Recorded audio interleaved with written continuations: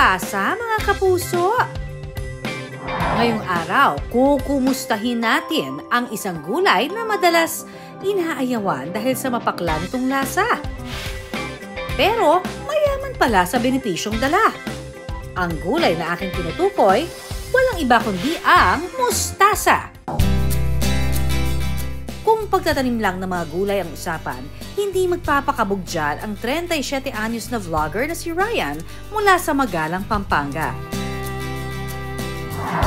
Sa likod kasi ng kanyang bahay, ang mga samot-saring gulay, abot kamay. Nung pandemic po, medyo nahihirapang bumili dahil medyo malayo sa amin yung palengke, tsaka lockdown. Hassle po kasi bumili pa sa palengke, medyo malayo. Kaya naisipan ko na lang na magtanim sa garden para anytime may makukuha kami. Mapakamatis, talong, sitaw, at kalabasa. Name it, he has it. Kaya naman kapag oras na para magluto, si Ryan hindi na kailangang lumayo pa sa kusina. Isang pitas niya lang, may instant gulay na siya. Mura na, masustansya pa. Pero para kay Ryan, kung mayroon man daw pinakamalaking tulong ang pagtatanim ng gulay sa bakuran, ito ay ang benepisyo sa kalusugan. Minsan na rin daw kasi siyang naging sakitin. Last year, nagpa-check up ulit ako. Sinabi ng doktor na rheumatic fever. Ayun po, talagang kinain ko lahat ng gulay na gusto kong kainin. Yung naramdaman ko, para lumakas yung katawan ko ulit. Hindi na ako sakitin, hindi na masyadong sipunin. Ang gulay, ang halamang pagkain, nandito ang matataas na antas ng micronutrients na tinatawag natin tulad ng vitamina at mineral. Meron tayong makukuha sa gulay, ito yung mga tinatawag nating phytochemical or phytonutrients na siyang nagbibigay ng proteksyon sa ating mga cells. Pero sa dami man daw ng tanim niya sa bakuran, ang paborito talaga nilang lantakan ang mustasa. Sa cruciferous na family, yun talaga yun. Nandun kasi yung kanilang property. Pero maaari namang mabalanse ang flavor ng pait na yan. In fact, may mga probinsya na kung saan kinakain talaga ng hilaw ang mustasa. If you like that spicy kick na panlasa natin. Pwede nating haluan sa pamamagitan ng pagluluto nito, nalagyan sila ng mga oil or fats. Kung saan makakatulong tulad ng olive oil na kung saan makakatulong para mabalance yung flavor.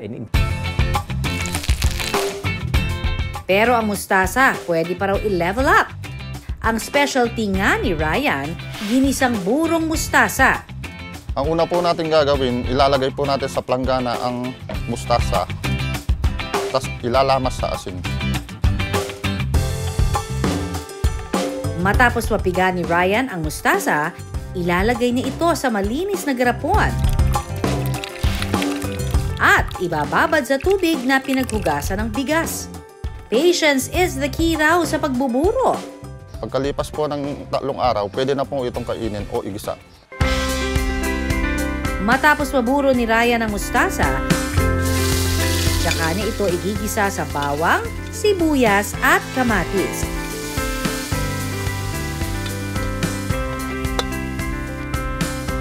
Tsaka lalagyan ng itlog. Ito na po ang ating ginisang buro ng mustasa. Ayon sa eksperto, ang mustasa ay napakayaman nito sa fiber, specifically sa vitamin A, vitamin C, and vitamin K. So vitamin A, napakaganda niyan para sa ating immune system. Ang vitamin C, ganun din sa immune system. At ang vitamin K naman, maganda para sa ating buto at maganda din pampalabnaw ng ating dugo. Pero paalala ng eksperto, approved ang gulay basta't hinay-hinay. Balanced diet pa rin is the key. Importante ang antas at taas ng sustansya nito. Ang tinuturo natin sa inyong plato, lagyan natin ito ng variety of sources ng mga gulay at prutas. At higit sa lahat, gawin nating makulay ang ating plato. Kayo mga kapuso, ano ang paborito niyong gulay? Mustasa o iba pang gulay sa bahay kubo man yan, tiyaking laging may gulay sa inyong pinggan para tiyak din ang kalusugan.